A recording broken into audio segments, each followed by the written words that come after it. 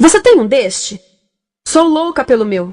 Na verdade, adoro todas as minhas coisas. Já se perguntou de onde vêm todas as coisas que compramos e para onde vão quando nos desfazemos delas? Não conseguia deixar de pensar nisso, por isso quis saber mais sobre o assunto. E os livros diziam que as coisas se deslocam ao longo de um sistema. Da extração, para a produção, para a distribuição, para o consumo e para o tratamento de lixo. Isso tudo se chama a economia de materiais. Bem, estudei um pouco mais. Eu passei 10 anos viajando pelo mundo, atrás de pistas de onde vêm as nossas coisas e para onde vão. E sabe o que eu descobri? Esta não é toda a história. Falta muita coisa nessa explicação.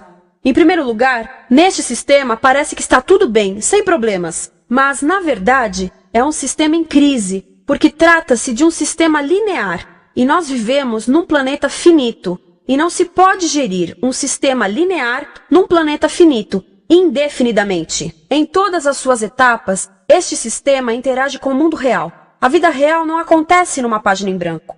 Interage com sociedades, culturas, economias, o ambiente. E durante as etapas, a vida vai se chocando contra seus limites. Limites que aqui não vemos porque o diagrama está incompleto. Então voltemos atrás para preencher alguns espaços e ver o que falta. Uma das coisas mais importantes em falta são as pessoas. Sim, pessoas. As pessoas vivem e trabalham em todas as etapas desse sistema, onde algumas são um pouco mais importantes que outras. Algumas têm maior poder de decisão. Quem são elas? Comecemos pelo governo. Meus amigos dizem que eu devia usar um tanque para simbolizar o governo, e isso é uma realidade em muitos países, e cada vez mais também no nosso. Afinal, mais de 50% dos nossos impostos vão para os militares. Mas vou usar uma pessoa para simbolizar o governo, porque acredito nos valores e na visão de que o governo deve ser das pessoas, pelas pessoas, para as pessoas. A função do governo é olhar por nós, cuidar de nós. Esse é o seu trabalho. Depois vem as corporações. O que leva as corporações a parecerem maiores que o governo é porque elas são maiores que o governo. Atualmente, entre as 100 maiores economias da Terra, 51 são corporações. À medida que as corporações foram crescendo, em tamanho e poder, assistimos a uma pequena mudança no governo, como se estivessem mais preocupados com o bem-estar deles do que com o nosso. Muito bem, então vejamos o que mais falta nessa imagem. Começaremos pela extração, que é uma palavra pomposa para exploração de recursos naturais, que por sua vez é uma palavra pomposa para destruir o planeta. A verdade é que cortamos as árvores, arrebentamos as montanhas para extrair os metais, consumimos toda a água e exterminamos os animais. Aqui enfrentamos o nosso primeiro limite. Estamos ficando sem recursos naturais. Estamos utilizando demasiados materiais. Sei que isto pode ser difícil de ouvir, mas é a verdade. Por isso temos que lidar com isso. Durante apenas as 3 últimas décadas, foram consumidos 33% dos recursos naturais do planeta. Desapareceram. Cortamos, minamos, perfuramos e destruímos o planeta tão depressa que estamos debilitando a capacidade do planeta para sustentar o nosso modo de vida. Aonde eu vivo, nos Estados Unidos, resta-nos menos de 4% da nossa floresta original. 40% dos cursos de água estão impróprios para o consumo. E o nosso problema não é apenas estarmos utilizando demasiados recursos, mas o fato de estarmos utilizando mais do que a nossa parte. Temos 5% da população mundial, mas usamos 30% dos recursos mundiais. Se todos consumissem ao ritmo dos Estados Unidos, precisaríamos de 3 a 5 planetas. E sabem uma coisa? Só temos um. Então, a resposta do meu país a essa limitação é simplesmente ir tomar dos outros. Este é o terceiro mundo, que alguém dirá tratar-se apenas de uma expressão para designar o local para onde foram as nossas matérias-primas. E o que é que acontece? A mesma coisa, destruição do local. 75% das zonas de pesca do planeta estão sendo exploradas ao máximo ou além da sua capacidade. Desapareceram 80% das florestas originais do planeta. Só na Amazônia perdemos 2.000 árvores por minuto, o equivalente a um campo de futebol por minuto. Então, e as pessoas que vivem aqui? Bem, de acordo com esses sujeitos, eles não são donos desses recursos, mesmo que vivam lá há gerações. Não são donos dos meios de produção, nem compram muitas coisas. Nesse sistema, quem não possui nem compra muitas coisas não tem valor. A seguir, as matérias-primas seguem para a produção, aonde utilizamos energia para misturar químicos tóxicos com recursos naturais para produzir produtos contaminados com tóxicos. Há atualmente no comércio mais de 100.000 químicos sintéticos. Apenas um punhado foi testado para avaliar o seu impacto na saúde, e nenhum foi testado em relação aos impactos sinérgicos na saúde, ou seja, a interação com todos os outros químicos aos quais estamos expostos diariamente. Por isso, desconhecemos o impacto total deles na saúde e no ambiente. Mas sabemos uma coisa: os tóxicos entram e saem. Enquanto continuarmos a introduzi-los nos nossos sistemas de produção industrial, continuaremos a inserir esses tóxicos nos produtos que levamos para nossas casas, trabalho e escolas, e claro, para nossos corpos. Como os BFRs, ou retardantes de incêndio à base de brometo, que tornam as coisas mais resistentes ao fogo, mas são super tóxicos. São neurotóxicos, ou seja, tóxicos para o cérebro. O que é que estamos fazendo usando esses químicos? Apesar disso, os usamos em nossos computadores, eletrodomésticos, sofás, colchões e até alguns travesseiros. Sim, pegamos nossos travesseiros, os revestimos com neurotoxinas, levamos para casa e dormimos por 8 horas com eles. Não sei, mas acho que num país com tanto potencial, poderíamos ter uma maneira melhor de evitar que as cabeças peguem fogo à noite. Sabia que essas toxinas vão se acumulando ao longo da cadeia alimentar e se concentram nos nossos corpos? Sabe qual é o alimento do topo da cadeia alimentar com o nível mais elevado de químicos tóxicos? O leite materno. Isto significa que os menores membros das nossas sociedades, os nossos bebês, recebem as maiores doses de químicos tóxicos das suas vidas a partir do leite das suas mães. Não acha que é uma incrível violação? A amamentação deveria ser o mais importante ato humano de nutrição. Deveria ser algo sagrado e seguro. A amamentação continua a ser o melhor e as mães devem amamentar, mas nós deveríamos proteger esse ato. Eles deviam protegê-lo. Eu pensava que zelavam pelos nossos interesses. As pessoas que mais sofrem com esses produtos químicos são os trabalhadores das fábricas. Muitos são mulheres em idade reprodutiva, que trabalham com toxinas que afetam a gestação, carcinogênicos e muito mais. Agora eu pergunto, que tipo de mulher em idade reprodutiva trabalharia no emprego deste, exposta a estas toxinas, a não ser uma mulher sem outra alternativa? Essa é uma das maravilhas desse sistema. A erosão dos ecossistemas e economias locais, aqui, garante um fluxo constante de pessoas sem alternativas. No mundo, há 200 mil pessoas por dia se deslocando de ambientes que as sustentaram ao longo de gerações para cidades, onde muitas vivem em bairros de lata, à procura de emprego, por mais tóxico que seja. Não só os recursos são desperdiçados ao longo desse sistema, mas também pessoas, comunidades inteiras são desfeitas. Sim, as toxinas entram e saem. Muitas delas saem das fábricas em produtos, e muitas mais saem como subprodutos, ou poluição. E estamos falando de muita poluição. Nos Estados Unidos, as indústrias admitem liberar mais de 1.800.000 quilos de químicos tóxicos por ano. Deve ser muito mais, porque isso é o que eles admitem. Trata-se de outro limite, porque quem quer ver e respirar 1.800.000 quilos de químicos tóxicos por ano? Então o que eles fazem? Mudam as fábricas poluidoras para o estrangeiro, para poluir outros países. Mas, surpresa, grande parte dessa poluição volta para nós trazida pelo vento. E o que acontece depois de todos os recursos naturais serem transformados em produtos? Passam por aqui, para a distribuição, o que significa vender todo o lixo contaminado com toxinas o mais rápido possível.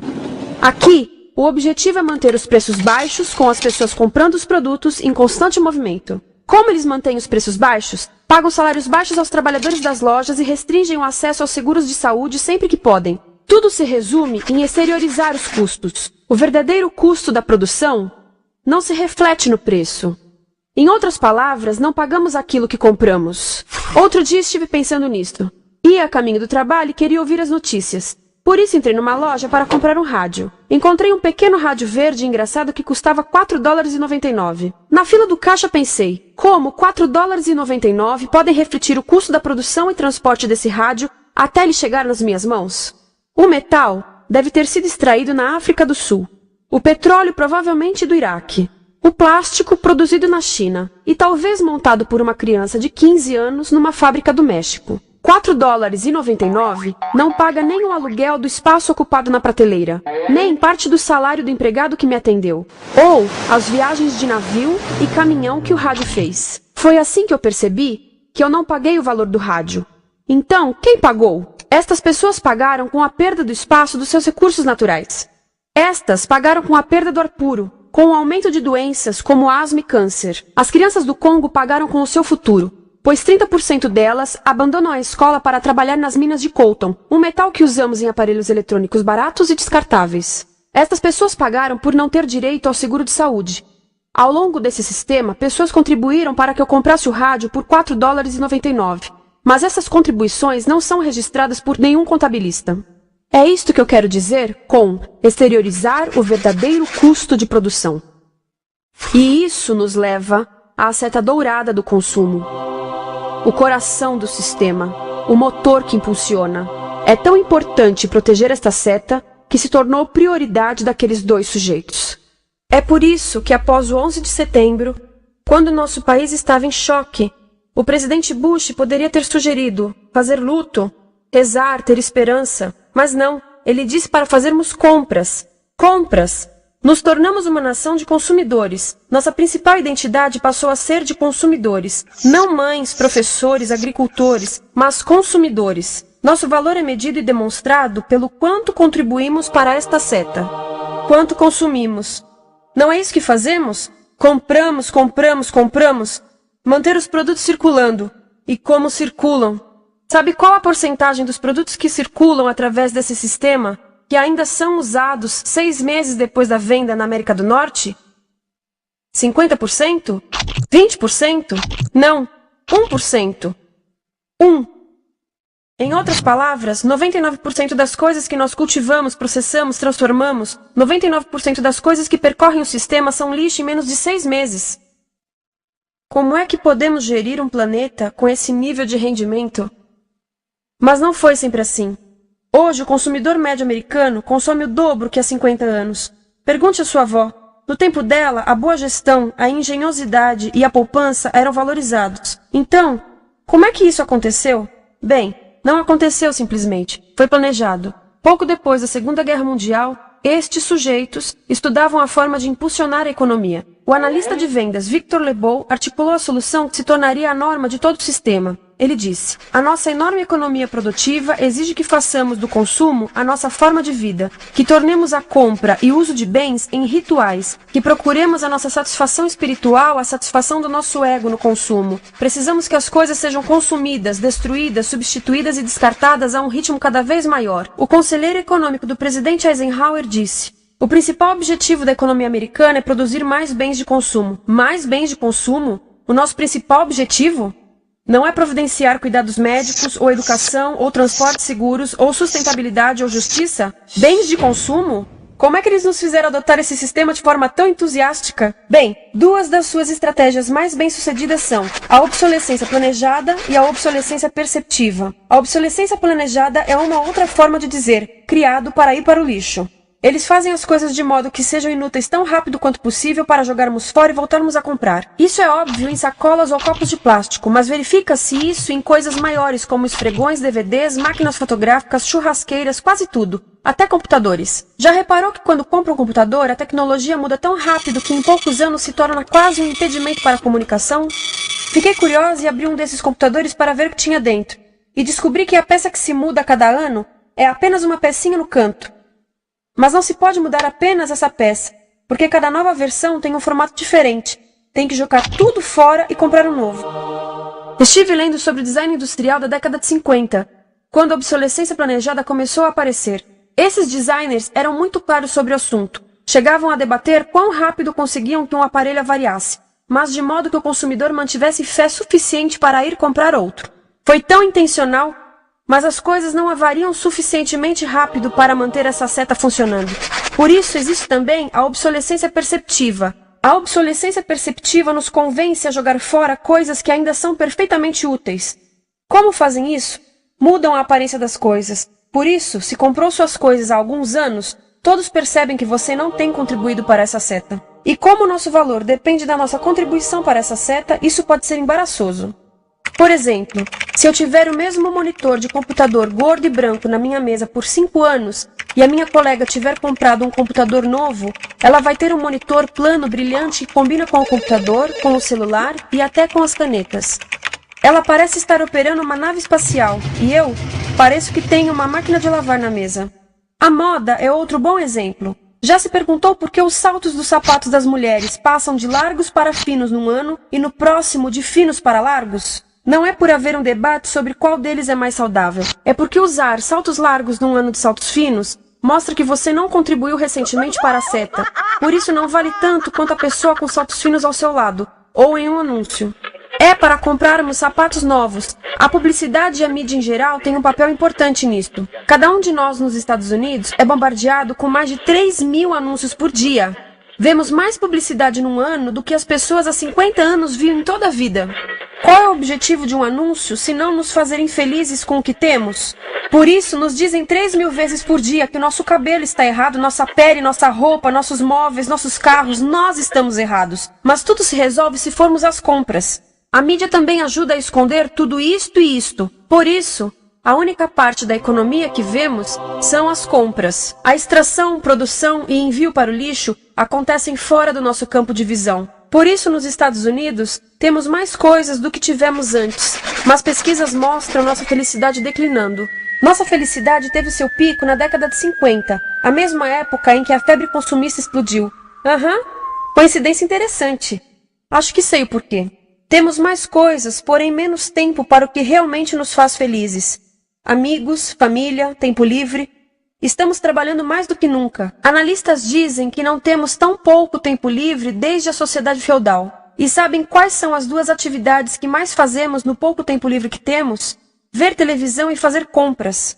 Nós, americanos, passamos 3 a 4 vezes mais tempo comprando do que os europeus. Assim, nessa situação ridícula, vamos trabalhar talvez em 2 empregos, e quando chegamos em casa exaustos e sentamos no sofá novo para ver televisão, os anúncios dizem que não prestamos, então vamos às compras para nos sentirmos melhor. Depois trabalhamos mais para pagar o que compramos, e chegamos em casa mais cansados, vemos mais televisão que nos diz para fazermos compras outra vez. E estamos nesse ciclo de trabalhar, ver, comprar, e podíamos simplesmente parar. Então, no final, o que acontece a todas essas coisas que compramos? Nesse ritmo de consumo, não cabe tudo em casa, apesar do tamanho médio das casas ter duplicado nesse país desde os anos 70. Vai tudo pro lixo, e isso nos leva ao tratamento do lixo. Essa é a parte da economia de materiais que conhecemos melhor, porque nós temos de levar o lixo até a esquina. Cada americano produz 2 quilos de lixo por dia, o dobro do que fazíamos há 30 anos. Todo esse lixo ou é despejado num aterro, que é um grande buraco no chão, ou ainda pior, primeiro é incinerado e depois despejado no aterro. As duas formas poluem o ar, o solo, a água, sem esquecer que alteram o clima. A incineração é realmente ruim. Lembra daqueles tóxicos da fase da produção? Bem, queimar o lixo libera esses tóxicos no ar. Pior ainda, produz supertóxicos novos, como a dioxina. A dioxina é a substância mais tóxica feita pelo homem, e os incineradores são a principal fonte de dioxina. Isso significa que podemos parar a principal fonte da mais tóxica substância conhecida e feita pelo homem, simplesmente parando de queimar o lixo. E podemos parar hoje. Algumas empresas não querem criar aterros e incineradores aqui. Por isso, também exportam os resíduos. Então, e a reciclagem? A reciclagem ajuda?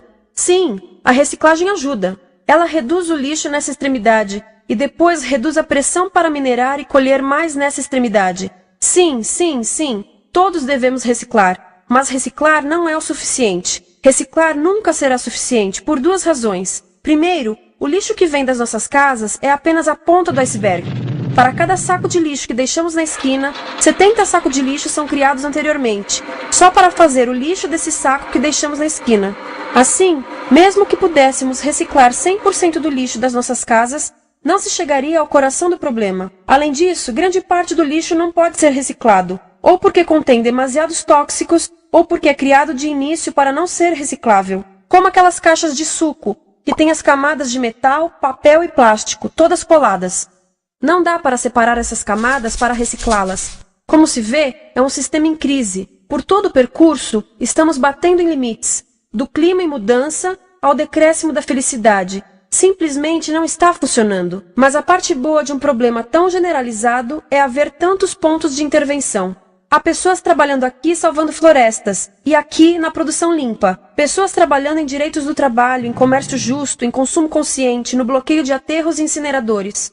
E muito importante, em recuperar o nosso governo, para que seja realmente pelas pessoas e para as pessoas. Todo esse trabalho é criticamente importante, mas as coisas vão realmente começar a se mover quando enxergarmos as ligações, quando enxergarmos o panorama geral. Quando as pessoas ao longo do sistema se unirem, poderemos reivindicar e transformar esse sistema linear em algo novo, um sistema que não desperdice recursos ou pessoas, porque aquilo de que precisamos nos livrar é da antiga mentalidade de usar e jogar fora. Há uma nova escola de pensamento nesse assunto, e é baseada em sustentabilidade e equidade, química verde, zero resíduos, produção em ciclo fechado, energia renovável, economias locais vivas, já está acontecendo. Há quem diga que é irrealista, idealista, que não pode acontecer. Mas eu digo que quem é irrealista são os que querem continuar pelo velho caminho. Isso é que é sonhar. Lembre-se que a velha forma não aconteceu por acaso. Não é como a gravidade que temos que conviver. As pessoas a criaram, e nós também somos pessoas. Por isso vamos criar algo novo.